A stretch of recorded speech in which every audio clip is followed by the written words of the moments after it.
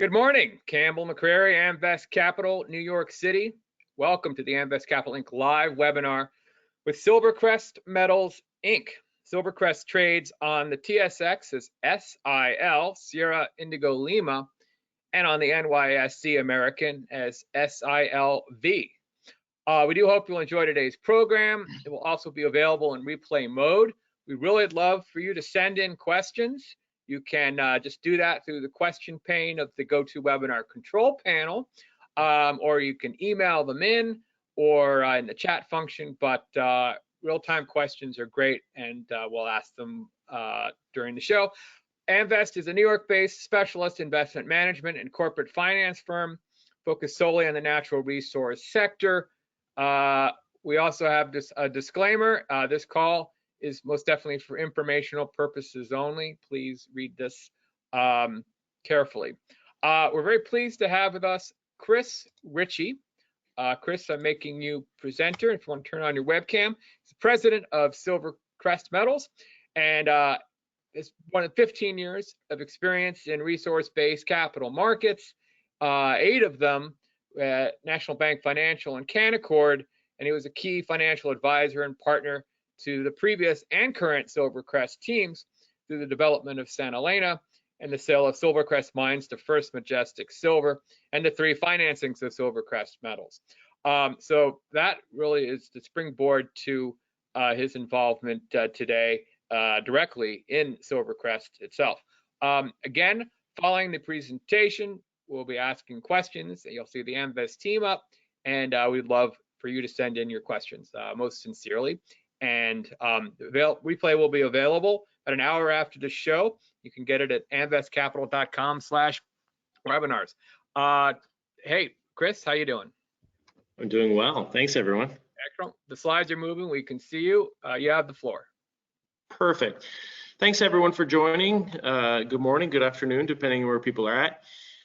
Just to echo Campbell on the cautionary statements there, we have a new feasibility study out today, or yesterday, so all this information is fresh, but anything on the go-forward basis, just note that caution. Management team, we've gone through before. Eric is our CEO. He's discovered and built 7 mines. Pierre's built the largest gold mine in Canada. And that's a big part of the presentation today because we have full board approval to go build a mine. I know we don't have too much time to dig into the really nitty gritty, so I want to keep it pretty high level. The main story here today is ready to build, ready to grow. So again, our team is there in place. We've been in the community for 15 years. Our CEO built the mine that's 25 kilometers away on time, under budget. We have $215 million of liquidity. A big piece of news that came out earlier in January was that we secured a $120 million project financing facility. 10% capital, and in this market for project financing, that's fantastic. So we have a fair bit of money here. We will need a tiny bit more as we have working capital and drilling. We basically wanted the drill budget to be something we had on a go-forward basis. The project, as delineated by the feasibility study, has a 52% IRR. That's using $19 silver and $1,500 gold. And that 1-year payback you see on the bottom left there, again, at $19 silver and $15 gold. The big strategy that we've talked about in the past is it's not about delineating or drilling off the entire property and then sort of building from there. Our strategy is speed and capital efficiency. Get to the point where we can have a mine that makes sense to build, and then hopefully get to the point where the cash flow we have enables us to grow without dilution. You'll see a chart further down that is one that's new for us that we're really going to be happy to share. One big part of the story is I'll be highlighting is free cash flow. Our costs, and this is our all-in sustaining costs, are $6.68 per ounce. So again, silver today is at about $24, $25. an ounce. So we're in the neighborhood of $18 margins. So again, big free cash flow comes when you have margins like that. The second part of the story, the exploration. Again, ready to build, ready to grow being the theme. We're one of the top 10 highest grade silver projects in the world. The highest grade, depending on who you talk to here. But again, that speaks to a big part of the margins here. One of the numbers we're most proud of is the fact that if you take all of the money we've spent on drilling and underground development, and you divide that number by the years of mine life that we have in reserves, it costs us about $10 million per year. And if you take the free cash flow at the project level, and that means before your G&A and overhead and debt and whatnot, but the free cash flow at the project level at $19 silver is over 100 million. So we've got 10 times the return for our money spent so far. And we've only have 15 of 45 veins in the reserve. So again, a lot of mining companies will delineate everything they possibly have in order to get economies of scale. Because of our margins, because of our grade, we're able to move much, much faster, which again means that a lot of the go forward growth hopefully is going to be brought to surface with cash flow as opposed to dilution. Picacho, we'll touch on that today, and that's an asset that we bought earlier last year, part of the growth strategy. Get to cash flow. This is a mine that's within trucking distance if we have success. And we'll also be talking about how our facility that we're going to be building has room for expansion. And that expansion is mostly already paid for, or at least accounted for within the economic study you'll see us talking about. The responsible growth, we had a major milestone this year. We passed over 1 million man hours without a lost time incident. So again, health and safety has been very, very important to us. Building a fully quarantined camp on site. Again, building during COVID is going to have a few headaches there for sure. And again, that efficient use of capital, in terms of how much faster we are to get there versus our peers. So some of the highlights here, I'll start with the picture. We officially got construction approval from the board a few days ago. Now, obviously, if you look at the site here, you see how much work we've already done. And that just shows how much we're doing in parallel, not in sequence. So again, we've spent about $140 million since we started the company. And our first drill hole was 2016. So again, a big part of this is just racing to get to cash flow for there. If you look at the top left, that 12.4 million silver equivalent ounces per year, again, it's roughly 50% silver, 50% gold. So we're 100% precious metals. So in a market where you saw 21% of all US dollars ever printed were printed in 2020, having a full 100% precious metals vehicle to invest in is powerful relative to some of the base metals components, some of the other options you might be looking at. Capital requirements, we talked about the 140 million spent, another 140 million needed, again, relative to 215 million of available liquidity in hand. If you look at the top right here, the operating costs, again, this is a big part of our grade. Our operating costs per ton are $119, but our margin per ton is about $500. Or sorry, our total revenue per ton. So our margins are about $400 a ton. So big margins there. On the bottom right here, that 1 year payback, that 52% IRR, the NPV at lower levels. I mean, so on a valuation perspective, we've always been a growth story. Again, we've always been finding new ounces and adding to that bottom line. So again, we'll always be in the upper end of the growth side of valuation, but the free cash flow, which we'll get to, is where it's quite compelling relative to our peer group. Going to be a busy few months, busy few years. The construction decision made, detailed engineering, we're going to finish that off in the next 6 months. We're 60% complete on detailed engineering. That's probably, peer groups at the same stage would probably be 20 to 30%. That means risk is a lot more contained. Drilling and exploration, again, nonstop. Construction, it's pretty short. I mean, we plan to be in production in the back half of 2022. So this is about a 16-month ramp up from now. And you saw from that photo that we're already well underway. Production, resource and reserve update, apologies, coffee hasn't kicked in yet, is a big part of this story, in that the study we put out yesterday is just a snapshot in time. We're gonna have a lot more to do on the drilling front, and we're gonna come out with an update before we even go into production. So the mine plan that you're seeing now is already stale, and that's what we're gonna be focused on from the drilling front. Bottom left here, a big turnover in the shareholder base. The US market now has a fairly big chunk of our stock.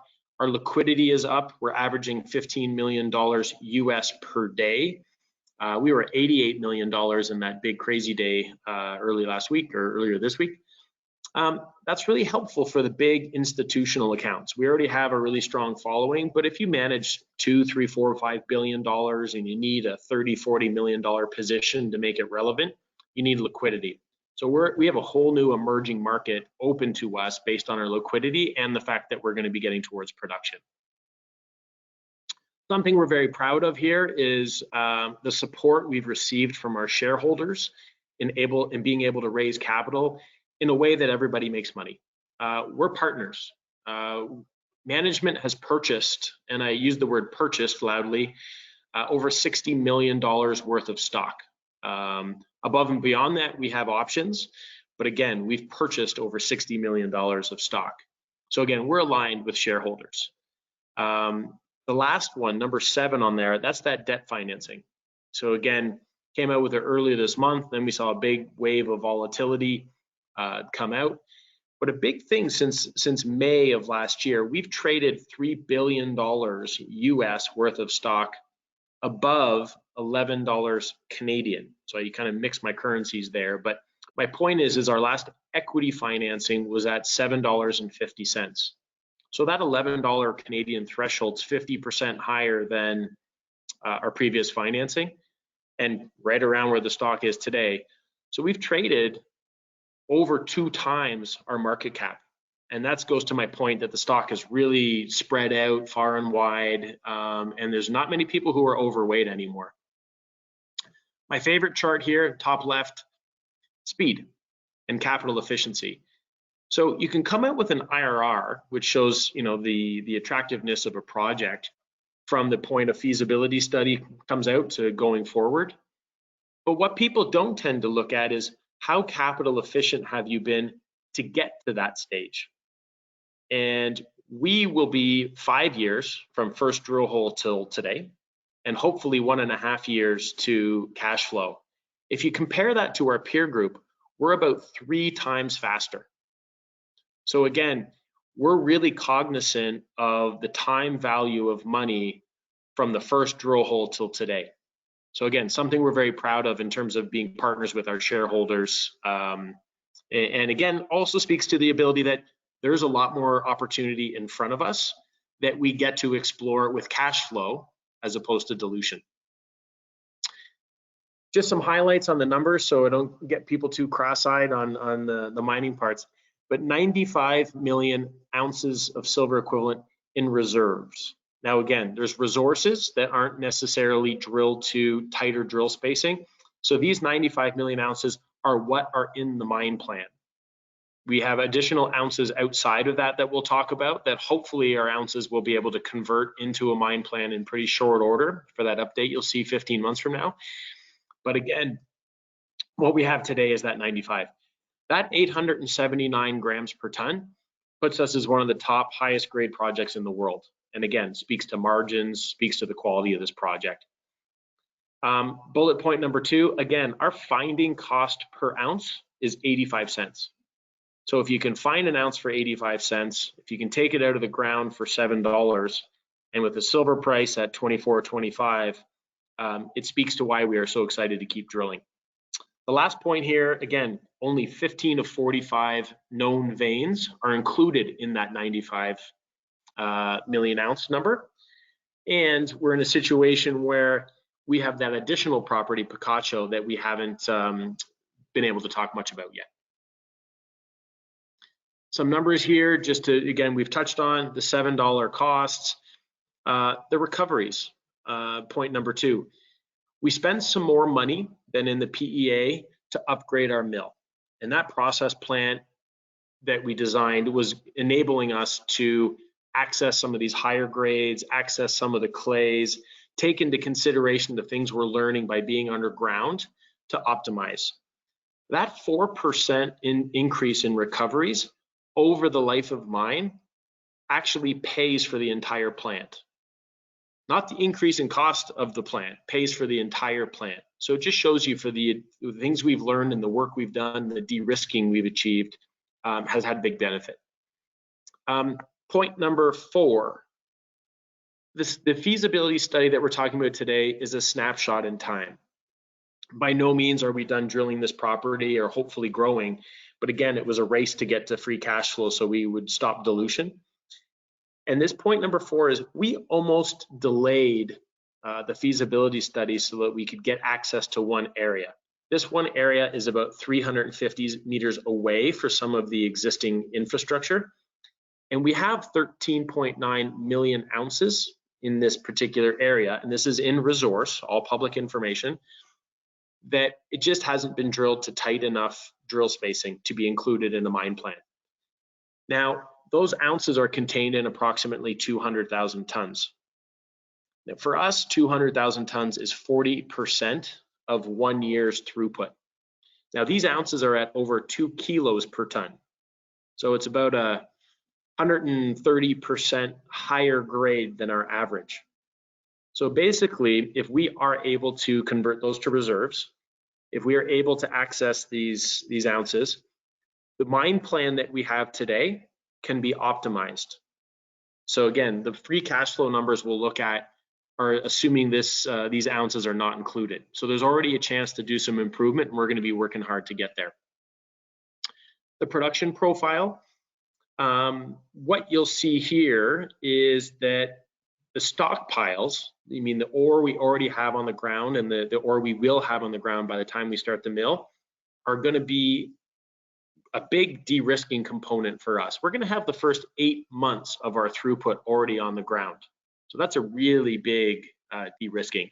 The flexibility for the plant, we change things around to handle the higher grade, the higher clay content, and also enabling us to expand. Now, again, we do not have the tonnage that we would need to expand, but again, all points to what we're really working towards on the go forward. Free cash flow. If you look at the bullet number 2, you'll see that the life of mine free cash flow at $19 silver and $1,500 gold is averaging at 110. The spot numbers that we used, which are a little bit higher than today's prices, would have 165 million of project level free cash flow. This puts us in the highest quartile versus our peer group. So again, if we're able to have success on those 13.9 million high grade ounces nearby, and we do adjust the mine plan for that, you know, fingers crossed, but there's some room to go. If you look on the bottom right there, you can look at the payback periods based on much lower commodity prices, the base case scenario, and the upside case. You know, you're all in and around a year. And that's the beautiful thing from a risk perspective, that you can pay this money back in a year. The debt we've taken on is again quite modest, we hope, relative to those cash flows. And then the story becomes about how much more we might be able to find once all this capital has been spent. Some of the costs in the PEA, we had 100 million of capital, and now you can see that the total here is 137 remaining to be spent. And we've itemized where these cost changes came from. So again, COVID, we're building a camp, that's $15 million. Our mining costs are up versus our assumptions, but we are comfortable with those numbers because we're already mining. So these are first principles, which is fantastic. The process plant we talked about, that's an $11 million of additional cost. But again, the increased recoveries there pay for the entire mill, not just the cost increases. The power line, it's another about $10 million up front. But again, the payback period on that is about 1.5 years. So again, the operating costs go way down, and it's also much cleaner for the environment. It's mostly hydropower and natural gas versus diesel. So again, that was a big part of our thinking. And then owner's costs and CPI, just minor components, but definitely making sure we put those into the equation. Ready to build. I mean, we have the team that's done it before. We've operated during COVID, so we have a good handle on that as much as one can. Osenko's been engaged for construction. This is an important part of the story here. We have a fixed price contract with them. So they're going to build the mill for us, and we've agreed on a price of $76.5 million. If there's an overrun on that price, they have to pay for it. So when you add to that the mining costs, the underground development costs, which are not fixed, but we do have a good handle on it based on the fact that we've been doing that for a year plus, about 80% of our total costs are either fixed or highly visible. So again, good visibility that any capital overruns will hopefully be quite modest, especially relative to our market cap and whatnot. And again, the bottom point is about our liquidity, the $215 million available to us. You can see there, we've got the quarantine camp. Each miner has their own living quarters.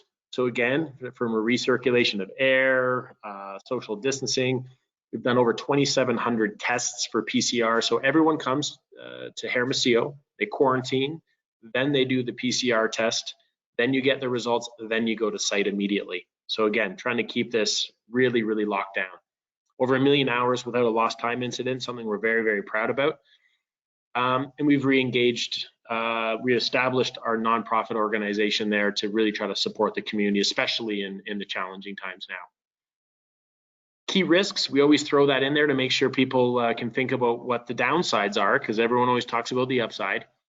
COVID, right? It's going to be interesting, but it's a short build, so we'll hopefully be able to manage that quite well. People always worry about high grade and worry if we're overstating the resource. One thing we're trying to do is be very conservative on that. Some of the clay material that we've had to adjust our process plan for actually carries a lot of high grade. So there's actually a chance that it might work in our favor, but it's definitely something we want to note as a risk for people. The debt, anytime you have debt, there's a problem or a challenge there.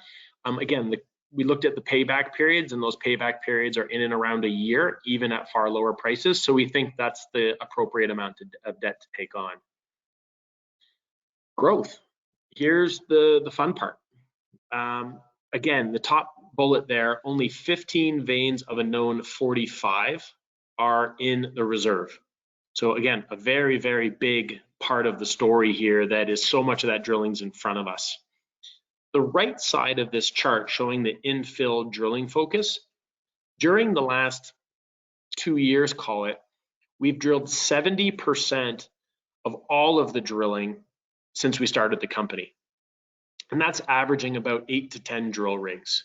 So it gives you a sense now that we're ramped up, now that we have a good flavor for the property and we like to think we know what we're doing there, that on a go forward basis, 8 to 10 drill rigs, we can drill at a fairly fast clip. So again, if we're successful, and I'll underline that word if, it just gives you a sense of how much upside we might be able to find if there's still plenty of running room here. And I will highlight again that bullet number 2, that for every $10 million spent to get a year of mine life is about $100 million in free cash flow at that $19 silver level. The focus for drilling. There's 3 main components: that conversion, expansion, and exploration, and they all go based on risk. So the conversion focus is, these are ounces we already know are there. They have not been drilled to reserve level. So delineating them more clearly will allow us to put them into a mine plan. Typically, you have about a 60 or 70% conversion rate on these types of ounces, but again, to be determined.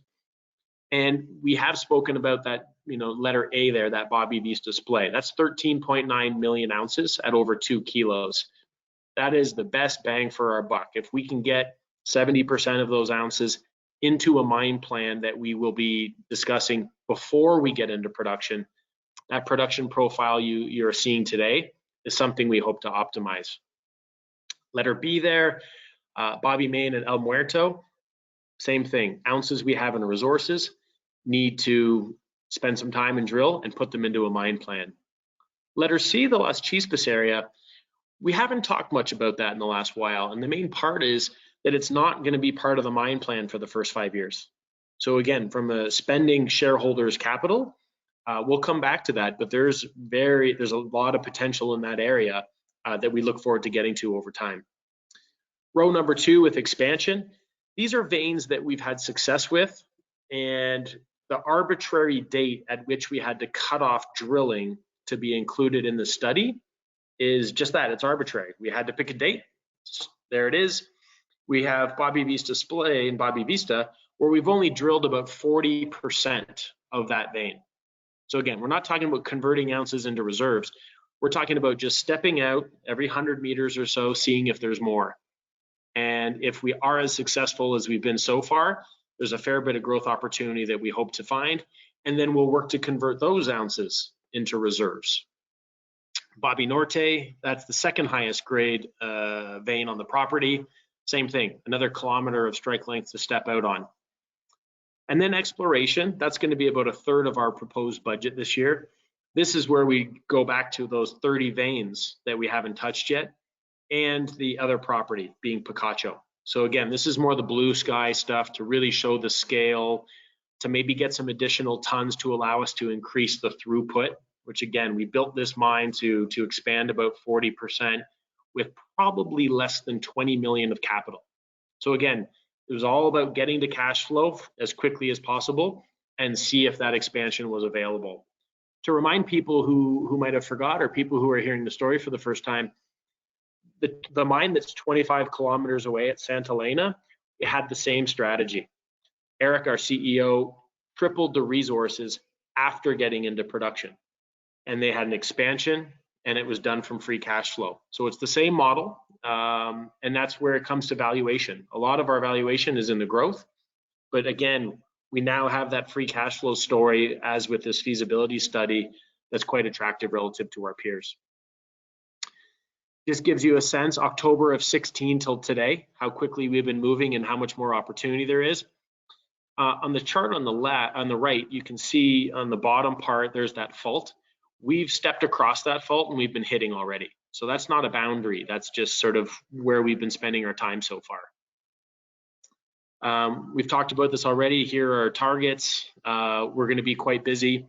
The pie chart on the top, that tiny little sliver at the top, 8,759, that just shows you what we did in 2016, and then the 35,000 ounces in 17.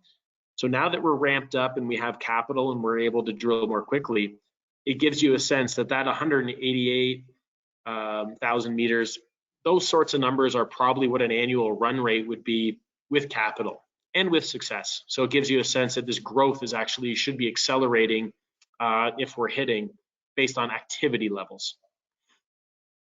El Picacho, I haven't talked too much about it, but they do have a historic resource, and that historic resource would put it in a top 10 highest grade mines in the world. Again, don't have the appropriate amount of scale, and we have not confirmed that resource, but it just gives you a sense of that potential. It is within trucking distance, so if we are successful there, and it doesn't have enough to be a standalone, which again, that's a big problem for mines in the early days. You have enough to be a mine relative to small amounts of interesting things. If it's not enough to be a mine, we can truck it over to Las Chispas. So again, much lower risk option, and we only spent $2 million on it. That historic resource is on 1/3 of one vein. So again, very early days over there. There are also some open pit targets, and that's important because again, you can get some big bulk tonnage. These are lower cost operations. Our COO built the largest open pit mine in Canada, so had lots of experience, and our CEO's built 7 of them. So again, low cost, $2 million to purchase, going to be a big focus for us this year. I'll skip through this, not that we do on the property side, but I mean, the ESG is critical, but just I want to spend a bit of time on valuation before we get to questions. With this asset, there's a few things to point out. You can look at the grade, you know, we're one of the highest grades, top 2 there. The bottom chart, the very bottom line there, remaining mine life. You can see some of these 5 years, 11 years. For the people who are eyes are as bad as mine, we've got a 9-year remaining mine life. So we are in the neighborhood of a top 5 or 6 highest mine lives out there. And that's before some of the potential growth that we might have in front of us. So a lot of these mines have been going for a while. Maybe the growth is less visible to them. Maybe some of them keep going for another 10, 20 years, who knows? But again, from a M&A perspective, longevity perspective, the fact that we're just getting to that free cash flow, there's hopefully many, many years in front of us to produce. And again, maybe we get a run in the silver prices, or maybe we're able to just add more ounces.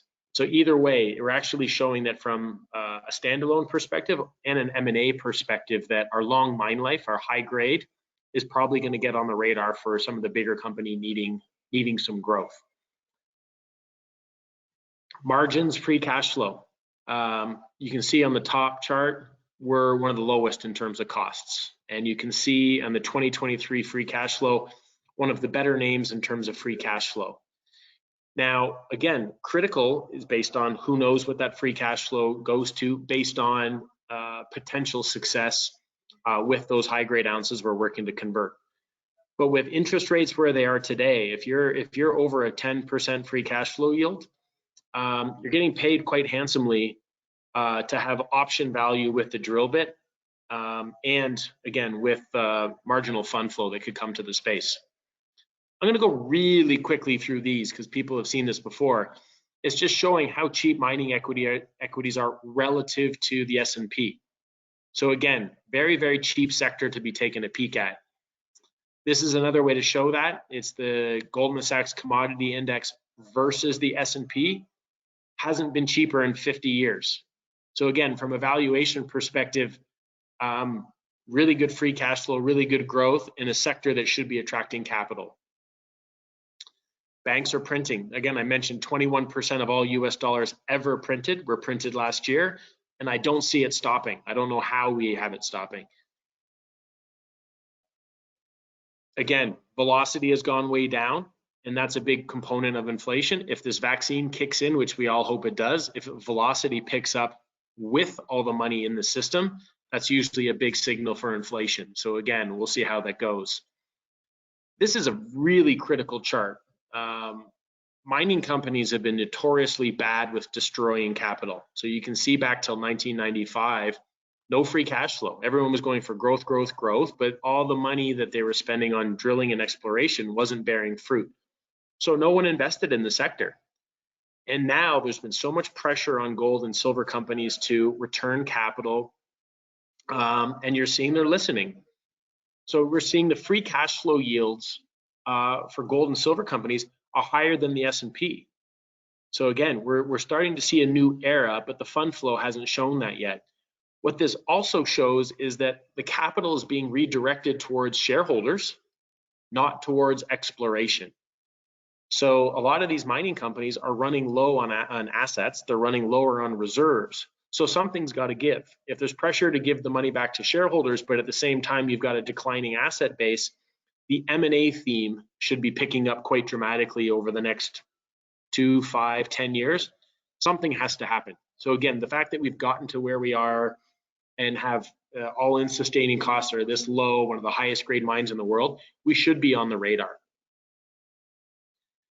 Volatility. I mean, we saw that crazy Reddit move. I don't want to spend too much time on that, and I certainly don't want to hinge any potential performance on that.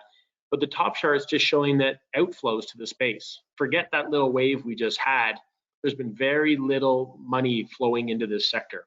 So going back to the free cash flows and the valuation relative to the broader market, this is a much bigger trade than what happened this week. This was a blip. This isn't really that relevant. It might become relevant. But the bigger picture is that the fund flows and the yields just haven't really come to the space yet. That's the main stuff. And I want to open it up to anyone who's got a few questions, and I apologize for speaking so quickly. Hey, Chris. Yep. Okay, so you've been around SilverCrest and its iterations for much of your career. What can you say was different and what was the same from when SilverCrest 1.0 had a liquidity event? Is the market better, improved? Can you have the ultimate perspective? It just depends on the time horizon investors are willing to look at. We've had a negative cycle in commodities for 12 years, and we've had nothing but upside in the rest of the market in the same time. So a massive, massive divergence in where money's been going here. This chart, if you just inverse it, the S&P versus the Goldman Sachs index would just show the chart being at the absolute highs. If anyone out there has read the Jeremy Grantham or the GMO report, it basically has numbers in there saying the stock market today has never been this high based on historic valuations ever. So part of this Reddit army move is that there's been a lot of people who just don't think they can lose, right? There's a lot of complacency, there's a lot of FOMO. So I think the powerful difference between then and now is the macro setup for commodities from a deep value perspective has never been more attractive. So when the last SilverCrest had a liquidity event, it was, no one cared. We were right in the middle of this, right? So now with the money printing, with COVID adding on top of this dynamic, again, all that we're trying to do with this vehicle is de-risk, be careful, hang on, and try to grow so that if this does start to move in the other direction, we can hold on as long as possible. So I think that's a big difference in terms of where the market's at versus last time. Last time it was a smaller company. Now we're bigger and more liquid. So again, bigger investors can take a peek at us. The old tax question and the Mexican government. Mexican government seems to be taking a hard line on taxing mining companies. That's a statement. You can address that if you want. What's the forecast for taxes on SilverCrest in this project? We pay 7.5% EBITDA tax right off the top. It's kind of like a royalty. Our tax rate's about 30% inclusive of all that. There's two schools of thought. I mean, the Mexican government can always do what they need to do, right? We employ over 500 people. I think if you look at our financial model, I think we're paying in the neighborhood of about $250 to $300 million in taxes already to the government. And it's always one of those fine lines. If you tax too much, well, then people invest less in your jurisdiction, right? That just capital goes elsewhere where it's more attractive. Doesn't mean that the governments are going to be that logical, but that tends to be the case. With silver and gold going a little bit higher here, or lower today, the activity levels, if there's more people spending, more people investing, starting mines, I'd like to think that the absolute dollars that they're achieving from mining, have them thinking twice about trying to slow the activity levels. So that's potential, but it's also a potential for every government. I mean, every government in the world is spending way more than what they're bringing in. The word austerity seems to have been erased from every dictionary. So I don't think this is a Mexican issue. I think this is a global issue. That's why the last point I'll say to that is that thankfully we have margins that can sustain that. So again, this is something that exists for every business, not just mining business, but every business out there. So again, our margins offer better defense for those sorts of events. And can you just summarize again expected ramp up from first pour to commercial production? You probably had that in there, but might as well say it again. Sure, a very quick build because we've already started building. We expect to ramp up in Q2 of 2022. The back half of 2022 will be ironing out the kinks, using those stockpiles to make sure everything's fine. hopefully having modest cash flow. I think we've modeled 30 million in revenue, kind of neutral EBITDA. But that 220 million of free cash flow at today's prices, that's a 2023 number. Okay, thank you. Stu? Thanks for the presentation, Chris. Congrats on the feasibility study. And so what if you talk about the CapEx coming in lower than some analyst estimates, but the sustaining capital increasing? If you could just touch on that. Sure. Analyst estimates. Yeah, I mean, the CapEx was higher than what we had in the PEA. So that's, that's fine. But I mean, the PEA, you're always making your best guess. I mean, if you look at the title here, your 6,000 hours went into that PEA, 86,000 hours. I had someone, I said tongue in cheek about someone was comparing it to the PEA. And I said, well, can you also send me your 2018 gold price estimates? So, we're happy to talk about it, which we do here, but it's more about the de-risking that goes into it. So again, the recoveries we pick up for the plant alone paid for the whole plant, or will over the life of the mine. So it's more about, is the risk lower, and are they the right things to do, and are the economics still robust? On the operating costs, which again is a different component from the capital costs, more underground development. The mine's a little more spread out. Some of the new ounces that we found are in different areas. You got to spend more money to get there. So our operating costs are up. But again, as we did discuss, where is it here? It was about the margins, basically being in the neighborhood of $400 per ton. Our operating costs are 119 per ton, and our revenue per ton is 500. So again, thankfully, with the grade that we have, the operating costs, where did it go? You're making me find it. The operating costs really aren't that, there it is. The operating costs aren't that impactful. So again, you can see in the top right there, it's $4.13 an ounce. So again, we really had a problem here, which we hope we don't, and it went up 25%. That would be a big problem. It's still not going to be that impactful in the big picture. Yep, gotcha. And then for the layman, how do you reconcile like post-tax NPV of 486 mil to a market cap of 1.2 billion US at the moment? Sure. If you use the spot price numbers, it's 800. So again, just shows you the difference in pricing. And again, that the base case was at $1,500 gold and $19 silver. So that's part of that, right? The other part would be the free cash flow yield. We have a free cash flow yield of over 10%. So you've got to weigh those two different ways to look at the metrics. And then it comes down to growth, right? I'll go back to that number. For every $10 million spent for the years of mine life outlined in the study, we have 100 million of free cash flow at that base case number. So again, if we have those 13.9 million ounces at over 2 kilos, and we are able to convert them, that's an if, at 70%, which has been the historic rate, that's 8 to 10 million ounces at probably $20 on margin. So I mean, that's 200 million. You take your tax off, you present value that. I mean, those are dollars that we could be delineating in the next 6 months or so.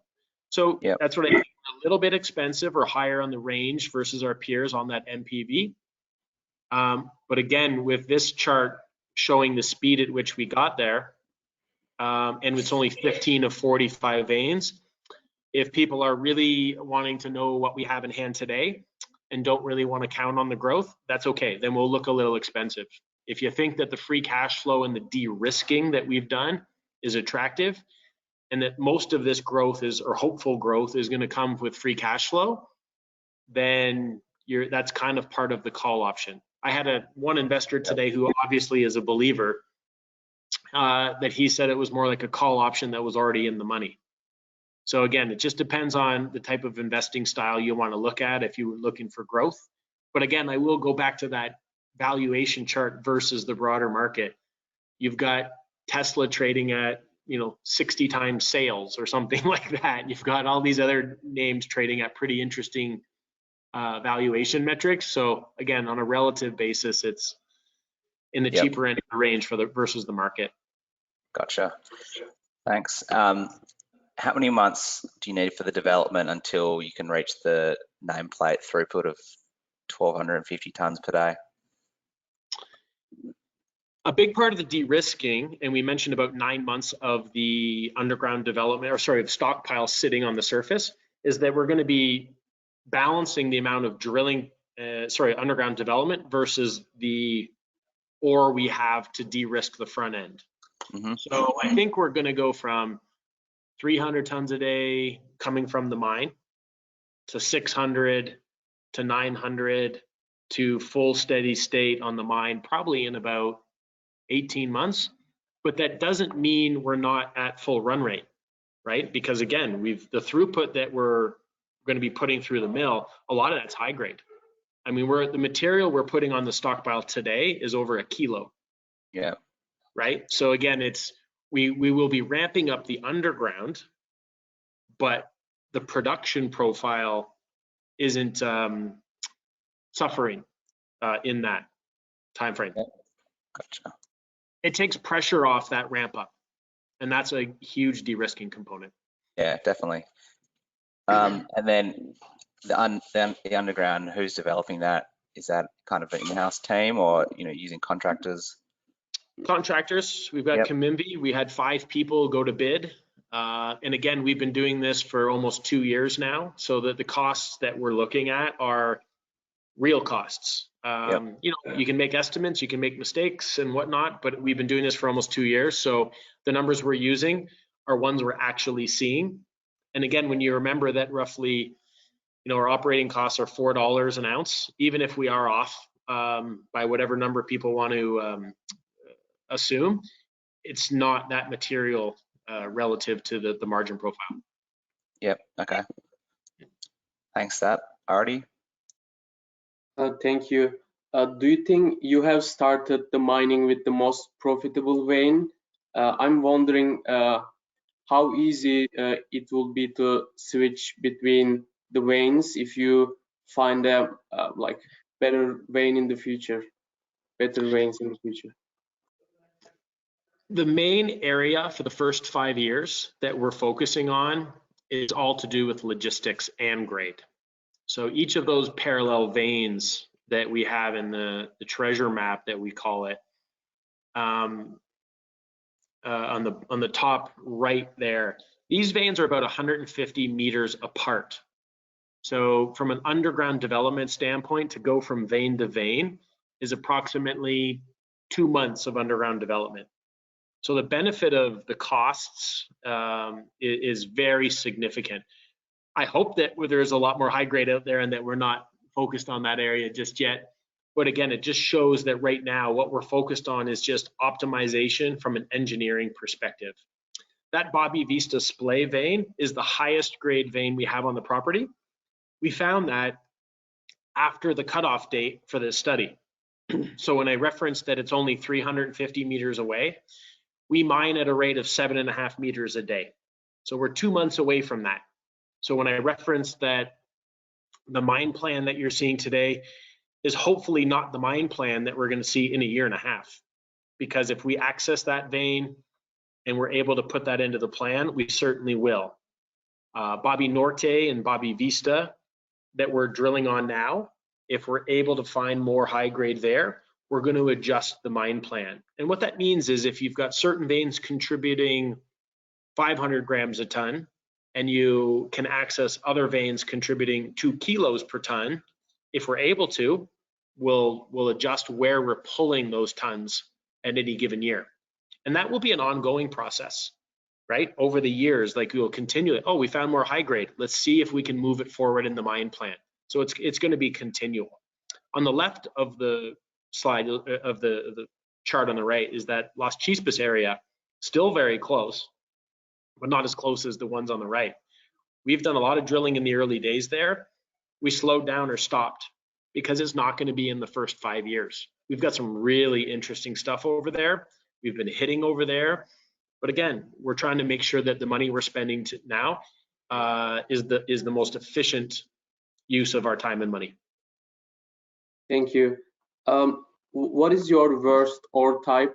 And you mentioned some material containing clay. Do you think it can lead to some delays in the first days of the processing? We did change our process plant to adjust for the clays, and most people wouldn't see those clays until they were already up and running. The fact that we're already underground enabled us to design a plant that can accommodate these clays, but by all means, there is risk. I'm not saying there isn't, but the beautiful thing is that we were able to see it and address it and make the changes we could. It's also another reason why we're going to have 9 months of stockpiles on the ground when we start the mill, so that if there are challenges with this clay, we're not jamming it all through right away, right? And then again, from the payback period and having the debt, we made sure that we weren't relying on a really successful year one to pay back all of our debt. So we've taken all that into consideration. There's still risk. But I think we've addressed it as well as we can. And just as an offset for that, in the old archives, the clay material was the highest grade material on the property. And for us, when we were drilling, the high pressure water in the drill bit was washing away a lot of that clay. So a lot of that clay never actually made it into the grade that we were seeing. So there's some processing challenges, but there's also a potential that this clay is going to be very additive to the value. Thank you, Chris. Campbell?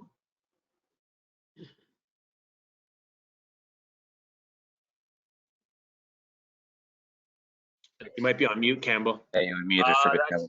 Yeah, no, my Or colleague eating breakfast. unmuted me. It muted me. Are you concerned about being a takeover candidate? Thinking, of course, the first deal with SilverCrest. With the lower risk targets we have, with how much visibility we have, we don't want to in the short term. Like, we're doing the hard work to build this thing. You usually get a re-rate when you get to cash flow. There's a lot of potential here that we want to surface. So if someone was to come in now, I mean, if it's a great price, we would always show it to the shareholders because the shareholders own the company. But if you asked me, I would like 3 more years of drilling. I would like to get to cash flow. I would like to see what Picacho had. I would like to get us to get back to the Las Chispas area of this property. I would like for us to start drilling at depth, right? We've only been drilling near surface because, again, it's been the most capital efficient way to proceed. So, you know, we're focused on the risk side of things. If someone wants to come in, great, but we're not waiting for them. All right. How much time is Eric spending there? How much time do you spend there, Chris? And tell me about the GM. Sure. I mean, Hector, he's been in Mexico. I mean, we've had a great team down there for quite some time, operating under COVID. Eric lives and breathes down there. I mean, not during COVID. He just got back from there about 10 days ago. Pierre, our COO, is going down, I think, in a few weeks, excuse me. I go about 4 times a year. I haven't been since COVID, but again, I'm not the guy with the operating experience, so a little less important for me to get down there. But yeah, it's also a big part of Osenko being tasked to build the process plant. I mean, they have a fixed price. It's their responsibility. We're overseeing it. If they make a mistake, they pay for it. So again, you know, they're a very highly credible team, and then we've got a great team as well. So again, we're doing our best to mitigate risk. Just one last question about the, you know, general safety and cartel issue. What's the company line on that? It's always delicate. Sure. Again, I've mentioned this before. You can pull up a cartel heat map. If you go to Google, you'll see that a lot of the activity occurs in the border areas, a lot of the borders with Central America as they fight to who has control over the product, and also on the coasts. There's a lot of mixing of fentanyl with a lot of the product, and a lot of the, you know, there's a DEA agent who's a shareholder of ours, and he was saying there's 23 fentanyl facilities in China, and they were having a money laundering / fentanyl business to mix. So it gives you a sense where the activities are. They try to be very quiet once they're in transport mode. So a lot of the cartel business in the US is logistics. So they like to be pretty quiet once they have access to the product so they can move volumes. There's always stuff, going on in the country. Our area is pretty quiet as far as everything goes. But it's certainly something to pay attention to, right? Sure. Moving forward, want to thank everyone for tuning in. We had a great session. Thank you all for your great questions. We'll be queuing you for feedback when you log out, and I'll get to Chris very quickly. And Chris, just always ask this, why buy now? With that, you've got the floor to close this. The amount of risk that we've addressed with this study is amazing. The fact that only 15 of 45 veins are included in this study, and then so far we've added $8 of value for every dollar we spent. A big part of this is the go forward opportunity. Now that we're on the cusp of just crossing that threshold of getting out of that capital intensity phase. So it's big. It's a big option value. The macro setup on valuation's never been better, like ever. And the free cash flow profile out of the gates that we hopefully will improve upon in the next year or so gives you some very near-term cheap catalysts to look for. So I think from a risk-reward standpoint, yeah, we're happy. We think everyone should be taking a look. Excellent. You could catch the replay, amvestcapital.com/webinars, and in about an hour, follow Amvest and SilverCrest on the usual social media places, and share your feedback. So thank you, everyone, and I'm sure we'll be catching up again shortly. Thank you. Thanks for the time. See ya. Chris. Bye, guys. Cheers.